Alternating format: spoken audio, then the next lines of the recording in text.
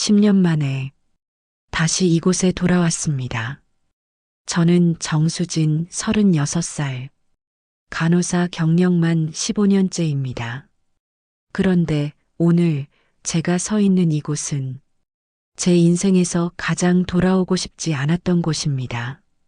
바로 성은요양병원. 서울 외곽의 이 낡은 건물은 다음 주면 완전히 철거될 예정이었죠. 수진 씨, 마지막 근무 부탁해요. 다른 사람들은 다 배정받았고 우리 병원 출신인 당신이 하는 게 맞을 것 같아서 전 병원장님의 전화를 받고 이렇게 다시 왔습니다. 거절할 수도 있었어요. 하지만 뭔가에 이끌리듯 제 발이 저를 이곳으로 데려왔습니다. 밤 10시 병원 현관문을 열고 들어서자 퀴퀴한 냄새가 코를 찔렀습니다. 한때는 환자들의 웃음소리와 보호자들의 발소리로 가득했던 이 복도가 지금은 유령의 집처럼 쥐죽은 듯 조용했어요. 환자는 단 한 분만 남아 계십니다. 2층 203호 김영수 할아버지. 치매가 심하셔서 이송이 어려워 마지막까지 계시게 됐어요. 인수인계를 하던 젊은 간호사가 말했습니다. 그 아이의 이름표를 보니 이지은이라고 적혀 있더군요. 10년 전 제가 이 병원을 떠날 때 막 입사했던 신입이었는데 이제는 제법 나이를 먹었네요. 그리고 수진 선배님, 지은이가 망설이더니 작게 말했습니다. 7층은 절대 올라가지 마세요. 거긴 위험해요. 7층? 그 말에 제 등골이 서늘해졌습니다. 10년 전 그곳에서 일어났던 일이 파노라마처럼 스쳐 지나갔거든요. 알아. 걱정 마. 어차피 폐쇄된 곳이잖아. 저는 애써 담담하게 대답했지만 제 손은 이미 떨리고 있었습니다. 지은이가 퇴근하고 병원에는 저 혼자만 남았습니다. 아니, 정확히는 저와 203호의 김영수 할아버지 단둘이요. 간호사 스테이션에 앉아 오래된 기록물들을 정리하기 시작했습니다. 2010년부터 2015년까지의 입원 기록, 퇴원 기록, 사망 기록, 먼지가 수북이 쌓인 파일들을 하나씩 넘기다가 제 손이 멈췄습니다. 강은하 생년월일 1987.05, 22 입원일 2015.03, 17. 그 이름을 보는 순간 심장이 쿵 하고 내려앉는 기분이었습니다. 강은하. 10년 전 7층 화재 사건에서 유일하게 사망한 환자. 당시 28살이었던 그 여자 환자의 이름이었습니다. 저는 떨리는 손으로 파일을 펼쳤습니다. 그 안에는 그녀의 진료 기록과 함께 작은 사진 한 장이 끼워져 있었어요. 환하게 웃고 있는 젊은 여자의 얼굴. 긴 머리를 단정하게 묶고 환자복을 입고도 밝게 웃던 그녀. 그날 나는 아무 잘못도 없었어. 저는 중얼거렸습니다. 스스로에게 되뇌는 주문처럼요. 2015년 4월 3일 새벽 2시 47분 7층 남측 병동에서 화재가 발생했습니다. 원인은 노후된 전기 배선. 불은 순식간에 번졌고 당시 야간 근무였던 저를 포함한 간호사 3명과 간병인 2명이 환자들을 긴급 대피시켰습니다. 규정에 따라 움직였어요. 1순위는 거동 가능 환자, 2순위는 휠체어 환자, 3순위는 침상 환자.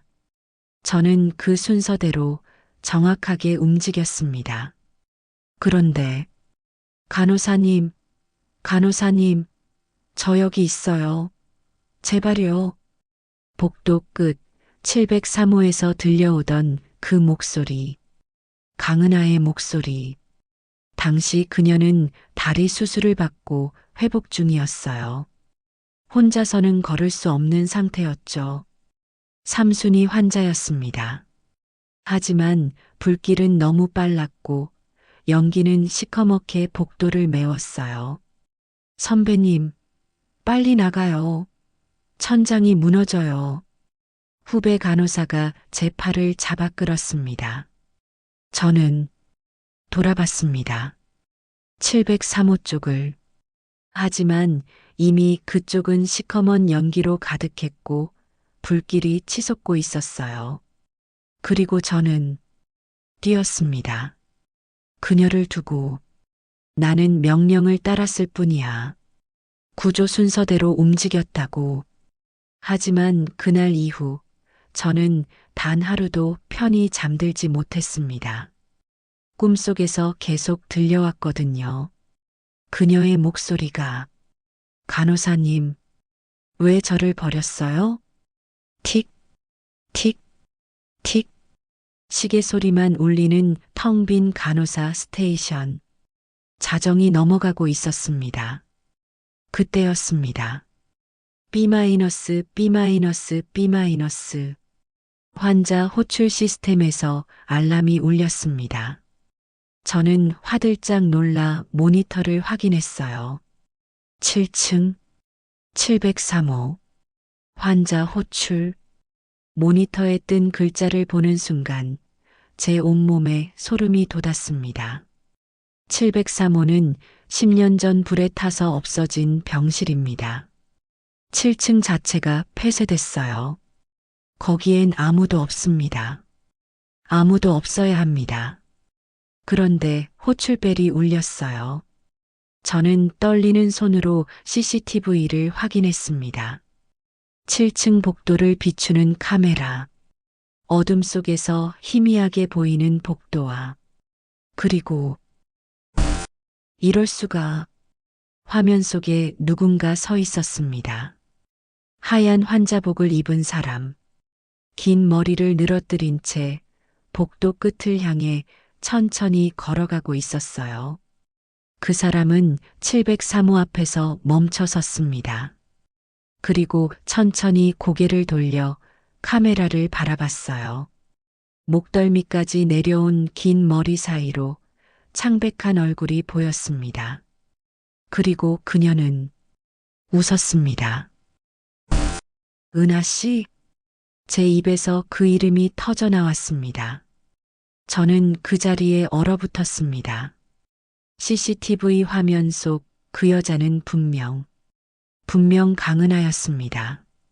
10년 전 불 속에서 죽은 그 환자와 똑같은 모습이었어요. 아니야. 말도 안 돼. 환각이야. 너무 오랜만에 이 병원에 와서 그런 거야. 저는 스스로를 다독이며 눈을 감았다 떴습니다. 하지만 화면은 변하지 않았어요.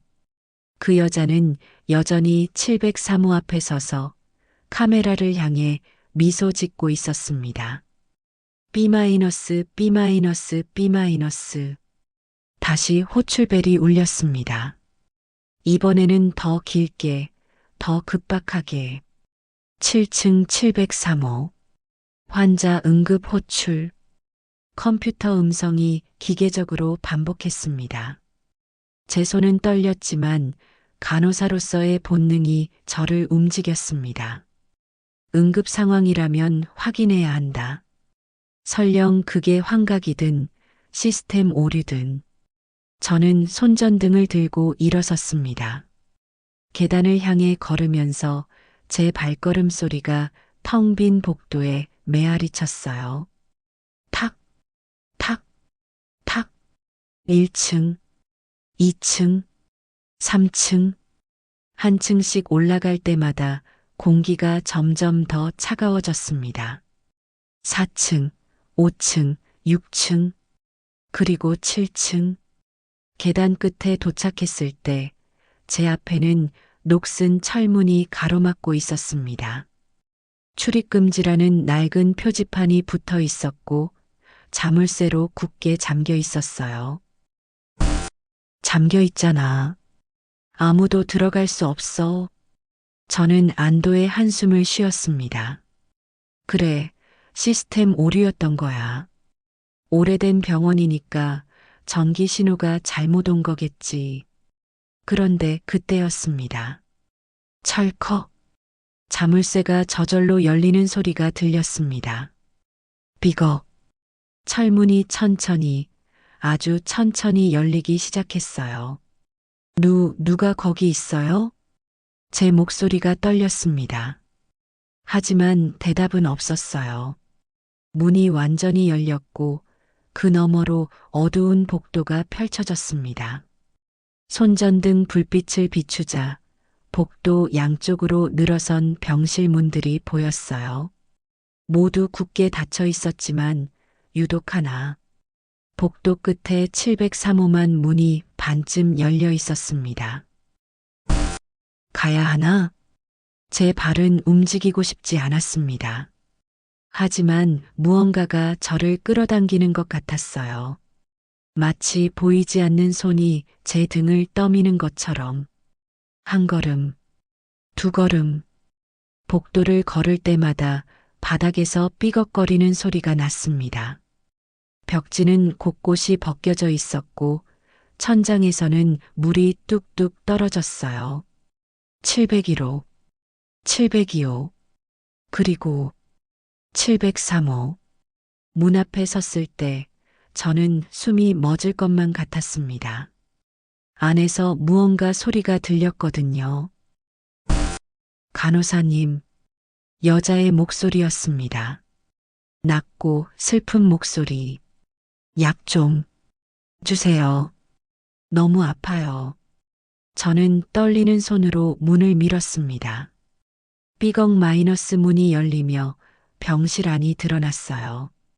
깨끗한 흰색 침대 하나, 개어진 환자복 한 벌, 그리고 침대 머리맡에 놓인 작은 이름표. 강은하 입원일 2015.03, 17 퇴원일. 퇴원일은 비어 있었습니다. 이건 대체... 저는 이름표를 집어들었습니다. 그런데 그 순간 뒤에서 인기척이 느껴졌어요. 천천히 고개를 돌렸습니다. 그곳에 그녀가 서 있었습니다. 강은하. 하얀 환자복을 입고 긴 머리를 늘어뜨린 채. 하지만 그녀의 얼굴은 정상이 아니었어요.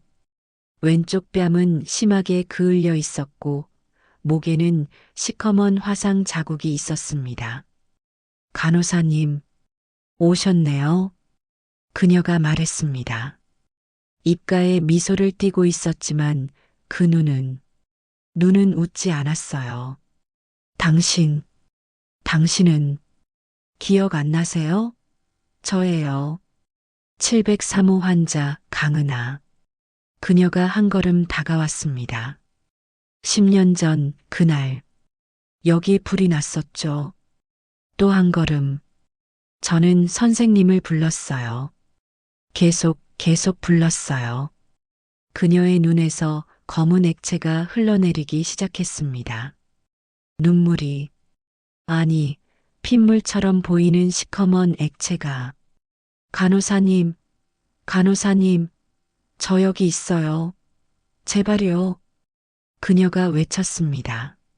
10년 전, 바로 그때 제가 들었던 그 목소리 그대로. 하지만 선생님은 저를 버리고 갔죠. 저는 뒷걸음질 쳤습니다. 등이 벽에 닿았어요. 더 이상 물러날 곳이 없었습니다. 미안해. 나는 그럴 수밖에 없었어. 그럴 수밖에 없었다고요? 그녀가 고개를 갸웃했습니다. 그 모습이 너무나 섬뜩했어요. 선생님도 알고 계시잖아요. 그날, 선생님은 저를 봤어요. 분명히 봤어요. 불길 속에서 저를 향해 손을 뻗는 저를. 선생님은 잠깐 멈춰 섰어요. 저와 눈이 마주쳤죠. 제 가슴이 쿵 하고 내려앉았습니다. 맞아요. 맞습니다. 저는 그녀를 봤어요. 복도 끝에서 불길 너머로 저를 바라보던 그 눈을, 도와달라고 애원하던 그 손을. 하지만 선생님은 고개를 돌렸어요. 그리고 뛰었죠. 아니야. 나는, 나는 규정을 따른 거야. 구조 순서가 있었어. 구조 순서요? 그녀가 웃었습니다. 차갑게. 그 순서에서 저는 언제쯤이었을까요? 1순위? 2순위? 아니면 그녀가 제 얼굴 바로 앞까지 다가왔습니다. 그냥 버려도 되는 사람이었나요? 저는 아무 말도 할 수 없었습니다. 목이 막힌 것처럼 단어 하나 나오지 않았어요. 저는 여기서 10년을 기다렸어요. 선생님이 돌아오기를. 그녀의 손이 천천히 제 어깨에 닿았습니다. 얼음처럼 차가웠어요. 이제 같이 가실래요? 그날 제가 있던 그곳으로. 그 순간 병실의 모든 불이 꺼졌습니다. 칠흑 같은 어둠. 저는 비명을 지르려 했지만 목에서 소리가 나오지 않았습니다. 숨이 막히는 것 같았어요. 마치 연기를 들이마시는 것처럼. 그리고 저는 보았습니다. 10년 전 그날 밤을. 2015년 4월 3일 새벽 2시 47분. 불이야. 7층에 불났어.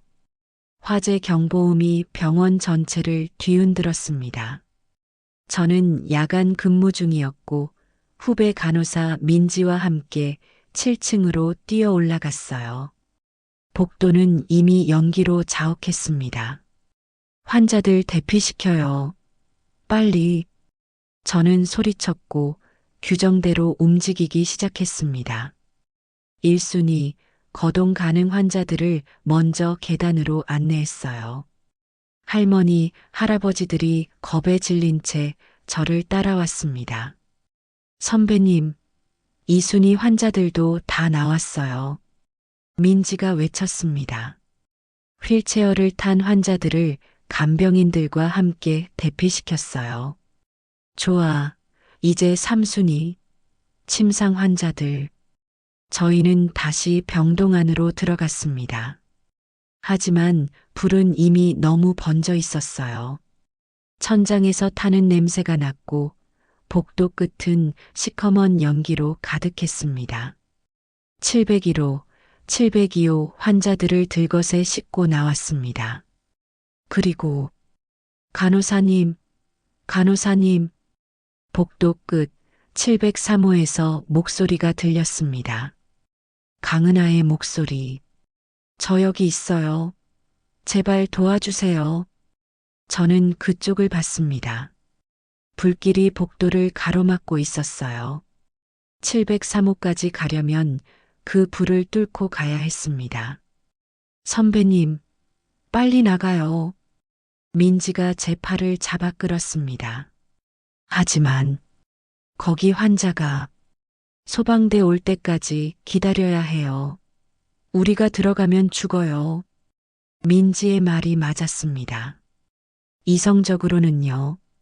하지만 저는 그 순간 결정을 내렸어야 했습니다. 그녀를 구하러 갈 것인가, 아니면 살기 위해 도망칠 것인가. 간호사님, 제발요. 그녀의 목소리가 다시 들렸습니다. 그리고 연기 사이로 잠깐, 아주 잠깐 그녀의 모습이 보였어요.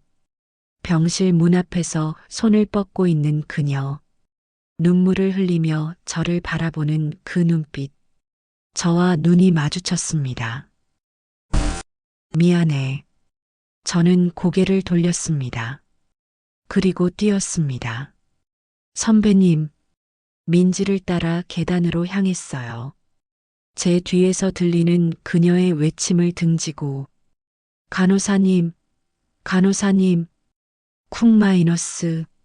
무언가 무너지는 소리가 들렸습니다. 아마도 천장이었겠죠.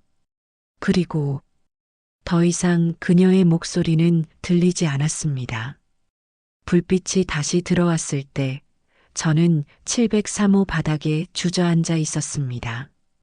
눈물이 멈추지 않았어요. 10년 동안 억눌렀던, 꾹꾹 눌러 담았던 죄책감이 한꺼번에 터져 나왔습니다. 나는 너를 봤어. 분명히 봤어. 제 목소리는 떨렸습니다. 하지만 무서웠어. 너무 무서웠어. 불이 너무 세서 나도 죽을 것 같았어. 강은하는 조용히 저를 내려다보고 있었습니다. 그래서 나는 도망쳤어. 너를 두고. 알고 있어요. 그녀가 조용히 말했습니다. 그날 선생님 얼굴을 봤거든요. 선생님도 무서워하고 계셨죠. 살고 싶어 하셨고요. 미안해. 정말 미안해. 하지만요. 그녀가 무릎을 꿇고 제 눈높이에 맞췄습니다. 선생님은 10년 동안 단 한 번도 진짜 미안하다고 말한 적이 없었어요. 뭐? 선생님은 계속 변명만 했어요. 규정 때문이었다고, 어쩔 수 없었다고, 명령을 따른 거였다고. 그녀의 목소리에 슬픔이 묻어났습니다. 한 번도 솔직하게 말하지 않았죠. 본인이 무서워서 도망쳤다고, 저를 버렸다고. 저는 할 말을 잃었습니다. 맞았어요. 맞았습니다. 저는 10년 동안 제 자신을 변호하기 바빴어요. 규정을 들먹이고 상황을 탓하고 누구나 그랬을 거라고 합리화했죠. 하지만 진실은 간단했습니다. 저는 무서워서 도망쳤어요. 그녀를 구할 수 있었지만 제 목숨이 더 소중했던 거예요. 맞아. 나는 겁쟁이였어. 제 입에서 드디어 진실이 터져 나왔습니다. 너를 구할 수 있었어. 시간이 있었어. 하지만 나는 선택했어. 나를 선택했어. 미안해. 진심으로, 진심으로 미안해. 저는 바닥에 이마를 대고 울었습니다. 간호사가 된 이후 처음으로, 어른이 된 이후 처음으로 이렇게 소리내어 울었어요. 한참을 그렇게 울고 나서 고개를 들었을 때 강은하가 미소 짓고 있었습니다. 이번에는 진짜 미소였어요. 따뜻한, 이제야 솔직하네요. 사실은 말이에요. 강은하가 침대에 걸터 앉으며 말했습니다.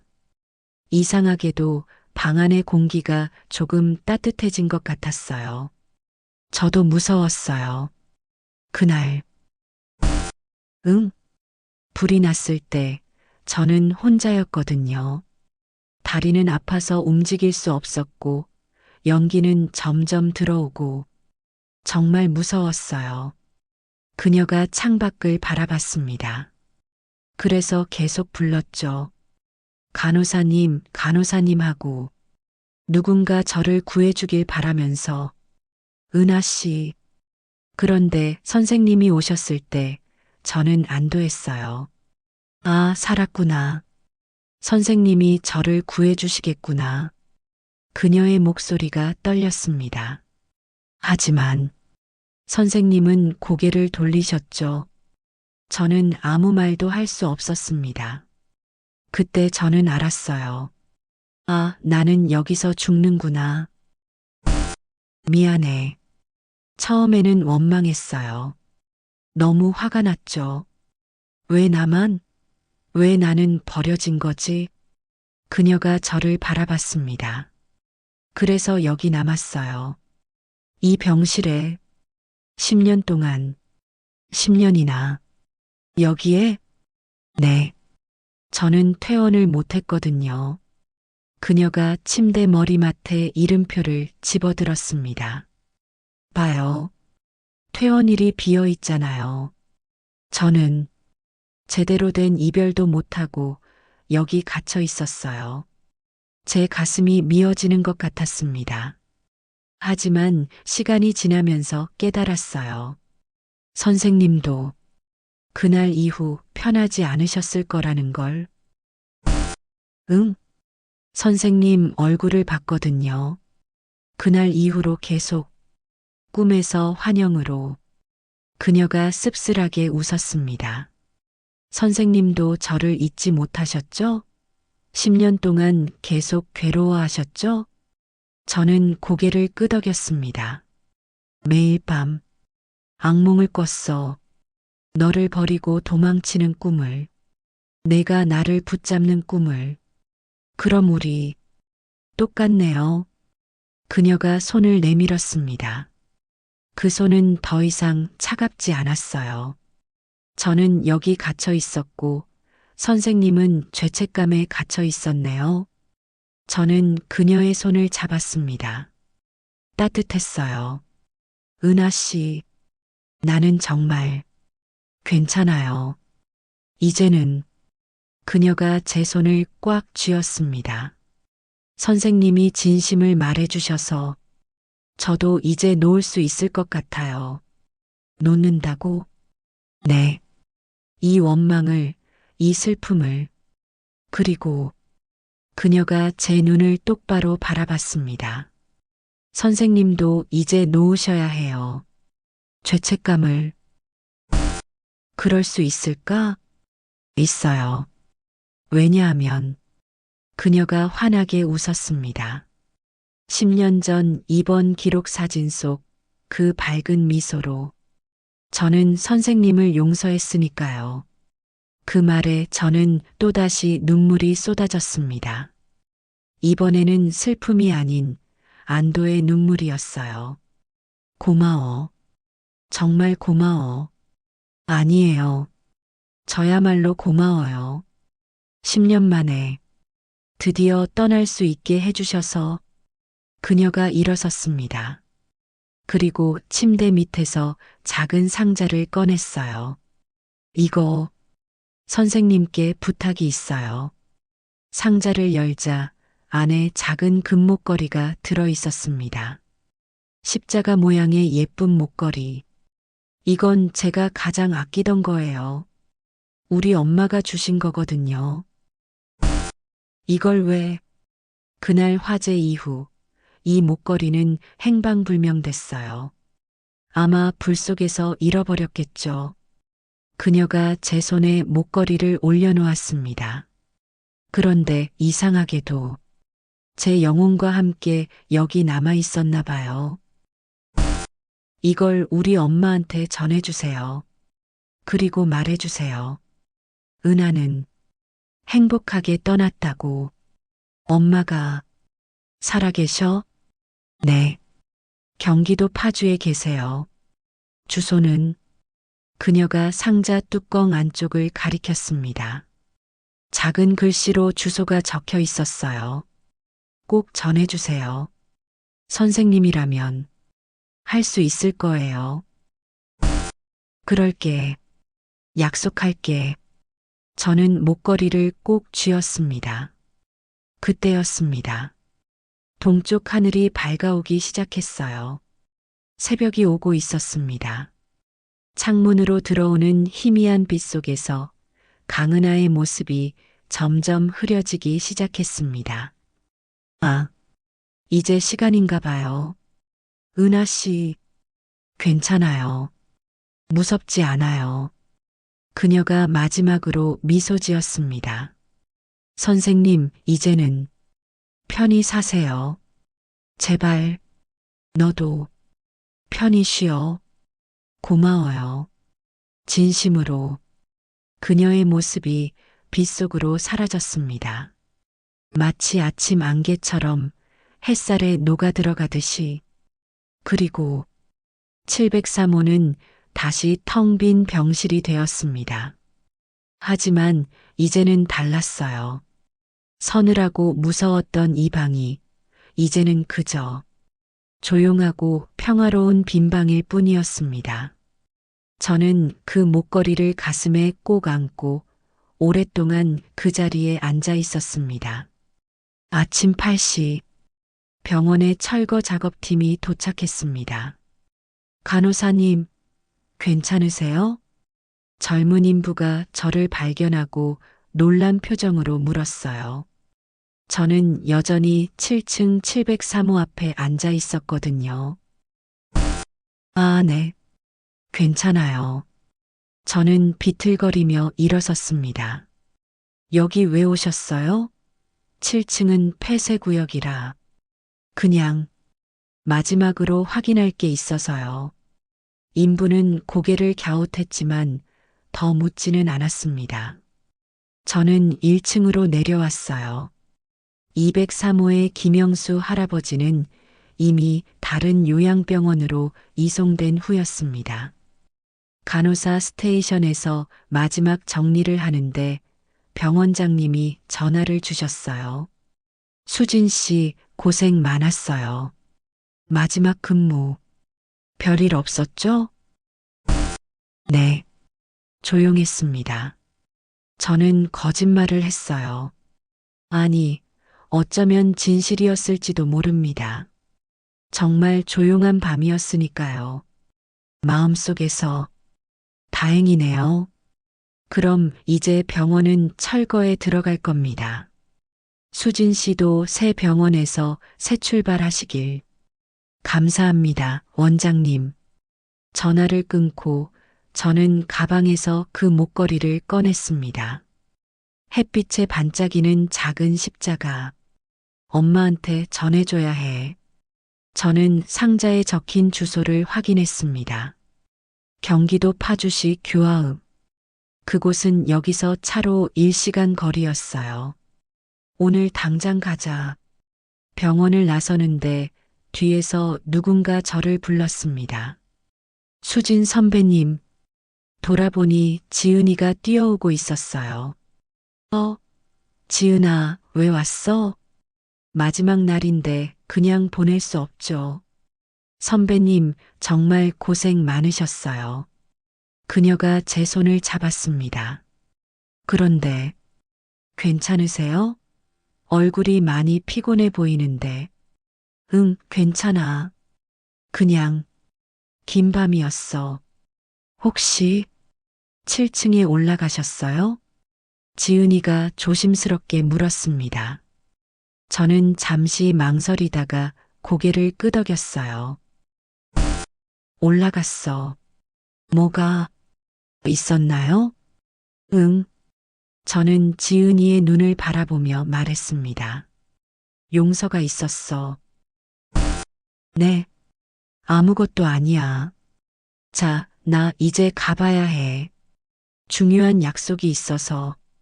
아, 네. 조심히 가세요, 선배님. 저는 지은이에게 손을 흔들고 차에 올랐습니다. 내비게이션에 파주 주소를 입력하고 시동을 걸었어요. 운전하면서 계속 생각했습니다.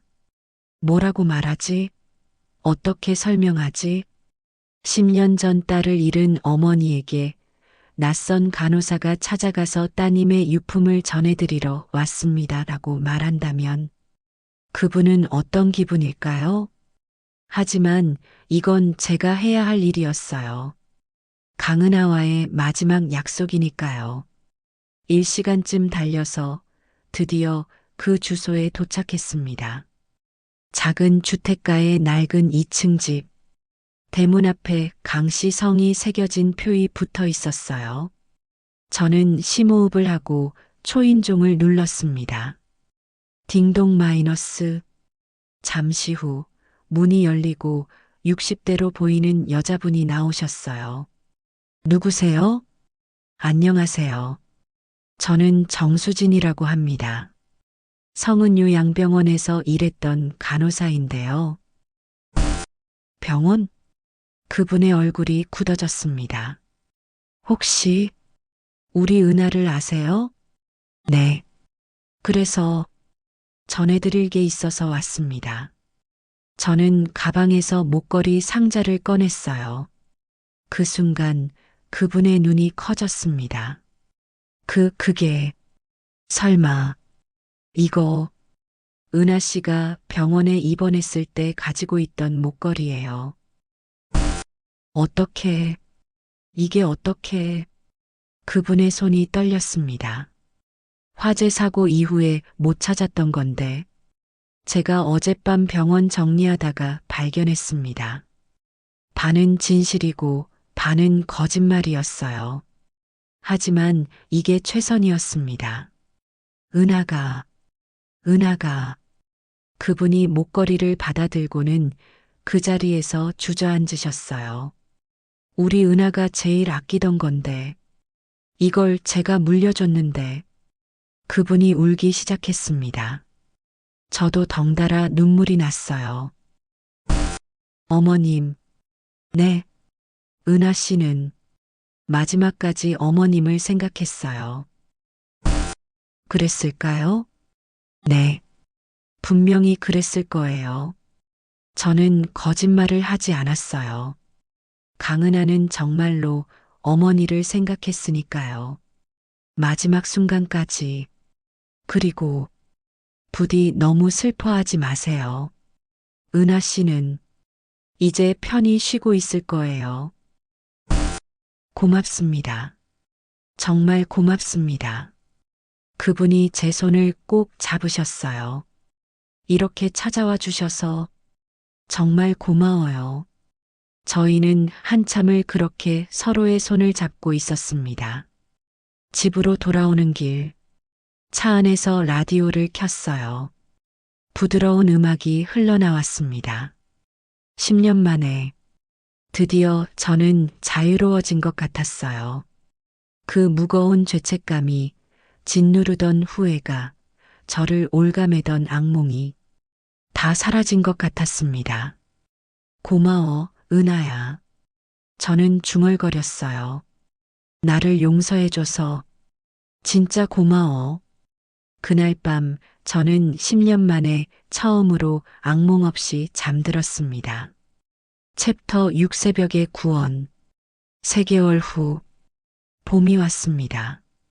저는 더 이상 병원에서 일하지 않았어요.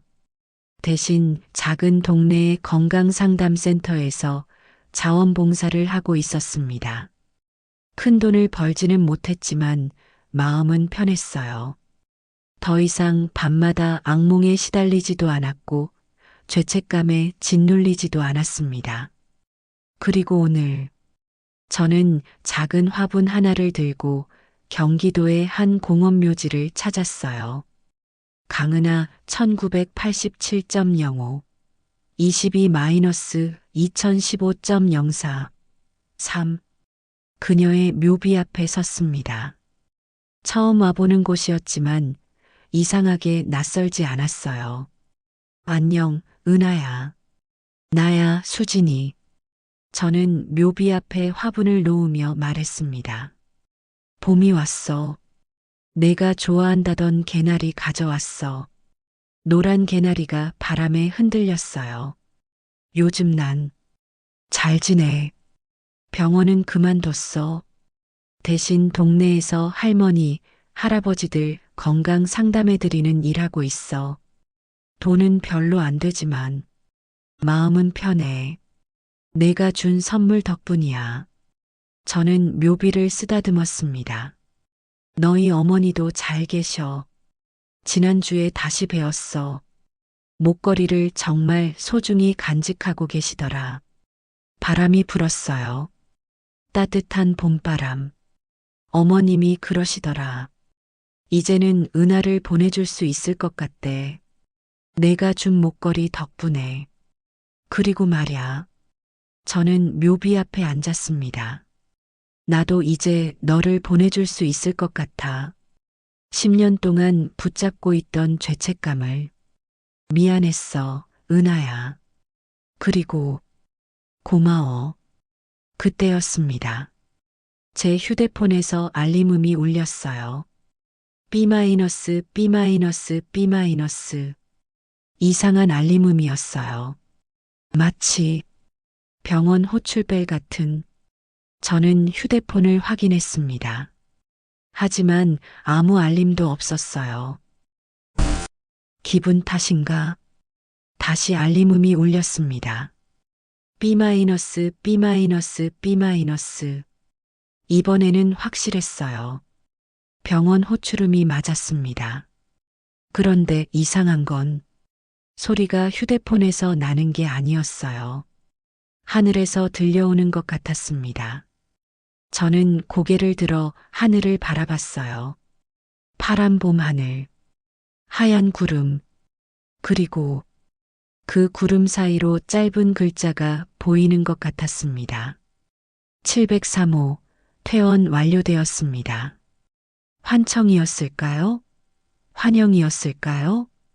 하지만 분명히 그 메시지를 봤어요. 저는 미소 지으며 하늘을 향해 손을 흔들었습니다. 잘 가, 은하야. 편히 쉬어. 바람이 불며 개나리 꽃잎이 흩날렸습니다. 마치 누군가 답장하는 것처럼. 그날 이후 저는 매년 봄마다 이곳을 찾습니다. 개나리를 들고 은하에게 안부를 전하러요. 그리고 매번 올 때마다 느낍니다. 제가 구원받은 건 은하를 만나고 나서였다는 걸. 10년 동안 저를 괴롭혔던 악몽은 사실 은하가 보낸 초대장이었던 거예요. 돌아와. 진실을 마주해. 그리고 용서받아. 저는 그 초대를 받아들였고 은하는 저를 용서해 줬습니다. 그렇게 우리 둘 다 자유로워질 수 있었어요. 어떤 사람들은 말합니다. 귀신은 무섭다고, 피해야 한다고. 하지만 저는 알아요. 어떤 귀신은 우리를 구원하러 오는 거라는 걸. 우리가 마주하기 싫어하는 진실과 우리가 짊어진 죄책감을 벗겨주러 오는 거라는 걸.